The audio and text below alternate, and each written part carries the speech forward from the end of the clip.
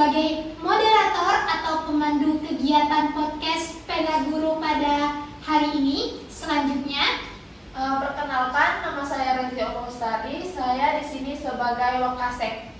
Perkenalkan, nama saya Sulisti Rarini sebagai seorang guru. Saya Anissa Triardianti, juga sebagai seorang guru. Dan saya Samsiatul Arifah, juga sebagai Wakasek. Oke, alhamdulillah saya sudah berada di tengah-tengah guru-guru yang hebat dan masih muda tentunya yang akan membersamai saya dalam beberapa waktu ke depan.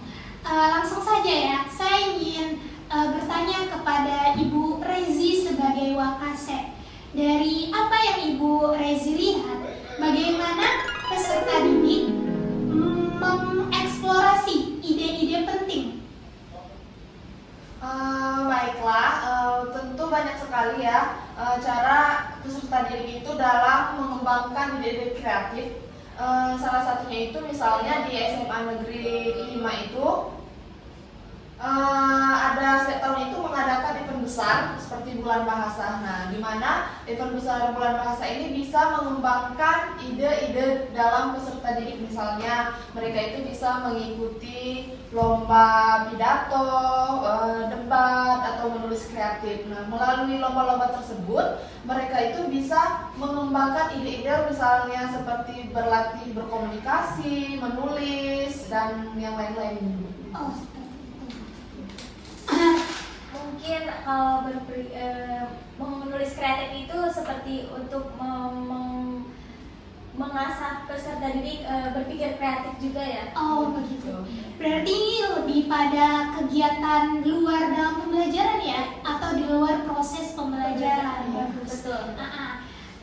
Nah, ketika itu di luar atau proses pembelajaran, kalau menurut Ibu Tira sebagai guru, bagaimana ketika di dalam proses pembelajaran, pengalaman belajar apa yang paling baik sehingga dapat mengembangkan dan memperdalam pemahaman peserta didik dalam mengeksplorasikan ide-ide peserta didik? Baik, di sini saya akan menjawab bahwa pengalaman belajar yang paling menarik bagi siswa adalah saat mereka terlibat dalam proses pembelajaran tersebut, menemukan konsep sendiri bukan diberikan langsung oleh guru, dan saat materi tersebut merasa betul-betul akan dibutuhkan dalam kehidupan mereka. Oh, berarti lebih pada bagaimana peserta didik itu fokus ya di dalam pembelajaran, kemudian mampu mengolah materi atau Ya. ide yang diberikan guru. Oke, menarik ya saya kira. Lanjut ke pertanyaan selanjutnya kepada Ibu Iva ya. Kalau menurut Ibu Iva, kegiatan belajar apa yang dapat menampilkan kemampuan puncak atau bakat bagi peserta didik? Berbicara tentang bakat ya, setiap siswa itu memiliki minat dan bakat yang berbeda-beda.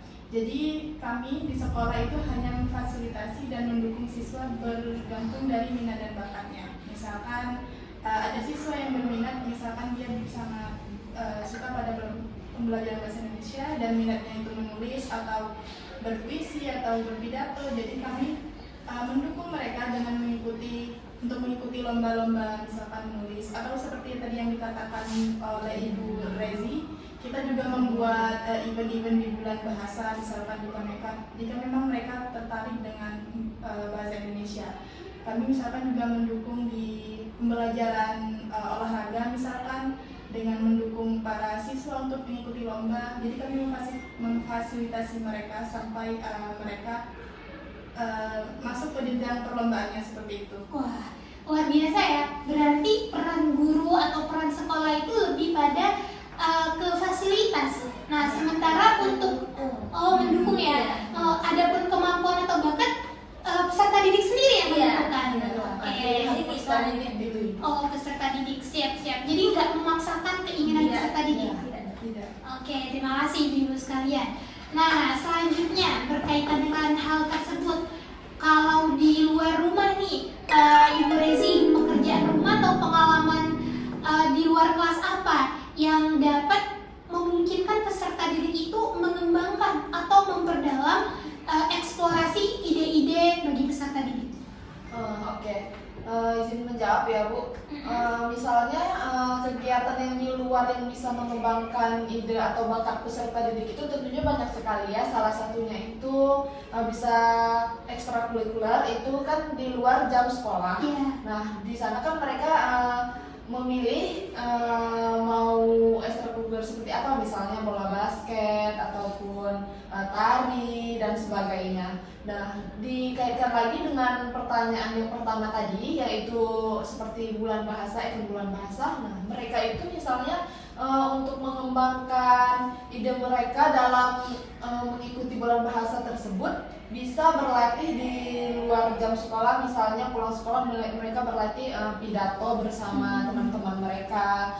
Dengan adanya kolaborasi antara teman-teman mereka itu, mereka bisa mengembangkan ide-ide mereka masing-masing, misalnya mencari solusi ataupun memberi tanggapan pada temannya, misalnya begitu. Kemudian kalau untuk kegiatan menulis ataupun debat, mereka juga bisa berlatih dalam komunikasi sama teman mereka. Jadi mereka saling mengembangkan ide di luar jam pembelajaran mereka begitu.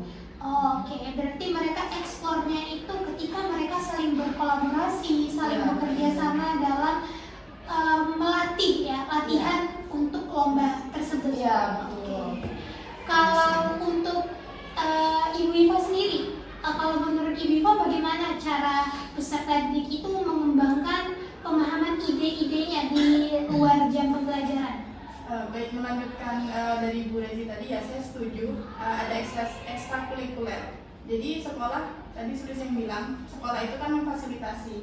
Jadi kami juga memfasilitasi seperti ekstrakurikuler yang dibutuhkan oleh anak-anak yang mereka inginkan. Seperti misalkan tadi mereka misalkan ketertarikannya pada olahraga, kami fasilitasi mereka di ekstrakurikuler olahraga, misalkan basket, voli, kami fasilitasi semuanya, juga dengan tutornya. Begitupun juga dengan seni tari. Nah, di luar dari ekstrakurikuler, misalkan untuk menggali pemahaman mereka di lingkungan sosial mereka, biasanya guru itu akan memberikan tugas untuk mereka itu langsung terjun ke masyarakat sekitar. Misalkan guru memberikan tugas untuk mewawancarai organisasi masyarakat di lingkungan mereka seperti ketua RT ataupun Karang Taruna misalkan. Kami minta mereka untuk mewawancarai ketua pengurusnya atau ketuanya, seperti itu Ibu.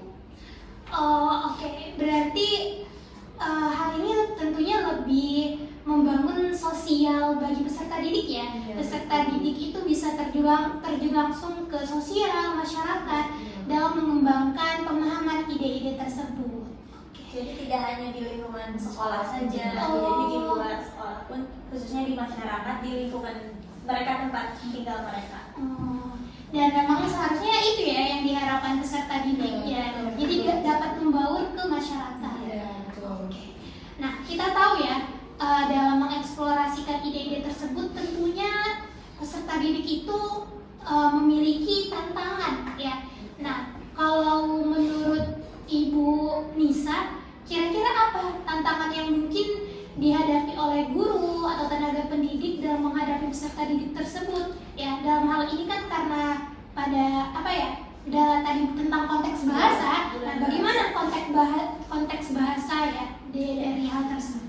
Untuk tantangannya sendiri, khususnya di bulan bahasa ini ya, mungkin karena perkembangan zaman juga, jadi peserta didik ini banyak menggunakan bahasa-bahasa yang tidak sesuai dengan bahasa Indonesia yang baik dan benar. Jadi peserta didik banyak menggunakan kata-kata slang atau kata-kata yang mungkin sehari-hari mereka gunakan. Nah, hal tersebut karena kurangnya minat peserta didik juga dalam mempelajari dan menggunakan bahasa tersebut.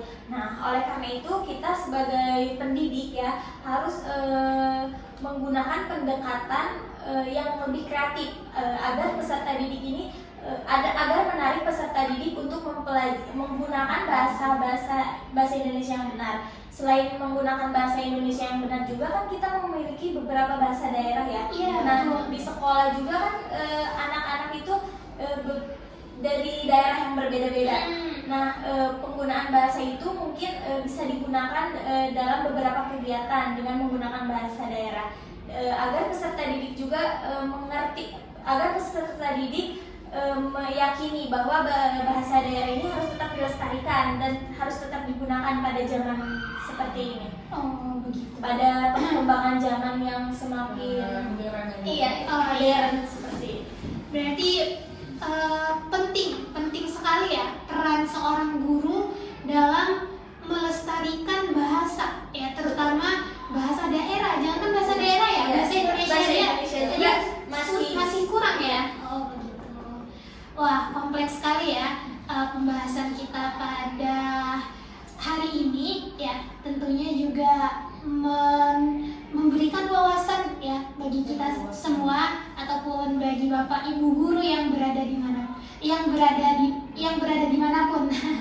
Oke, mungkin untuk podcast kali ini cukup ya ibu-ibu sekalian. Terima kasih atas waktunya. Semoga hal ini dapat menjadi manfaat untuk kita semua. Oke, terima kasih. Semoga dapat